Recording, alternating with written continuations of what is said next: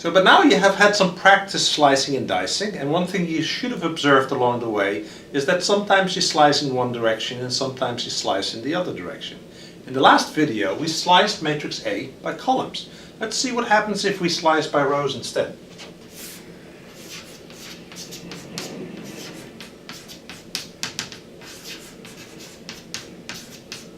Let's use some color to draw some lines to make this clearer. Okay, Y transpose is a row, so maybe we want to leave that alone, and maybe we want to expose the entries of X this time instead.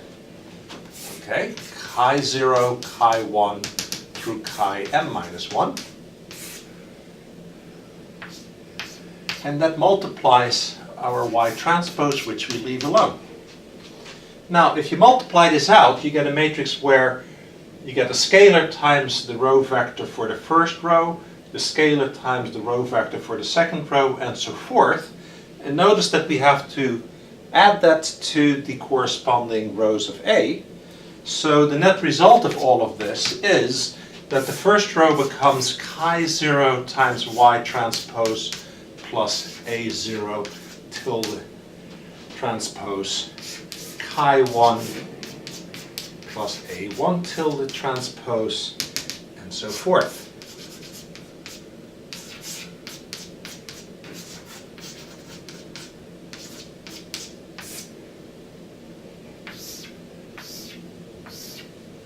Okay.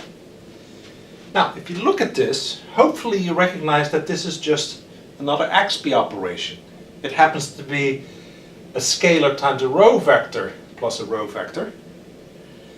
But if you go back and look at how our AXB routine was implemented, it can accommodate that. So, let's have a look if we can recognize that in our concrete example. Our vector Y transpose is sitting right here, and you see that that shows up right here, here, and here.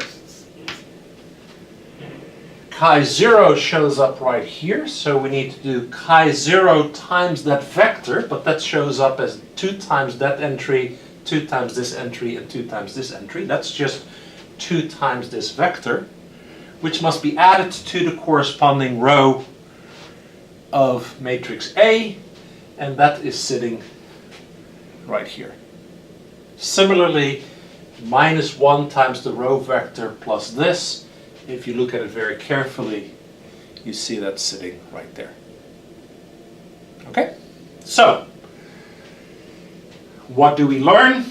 We can do a rank-1 update by columns, where we do AXB operations with columns of A.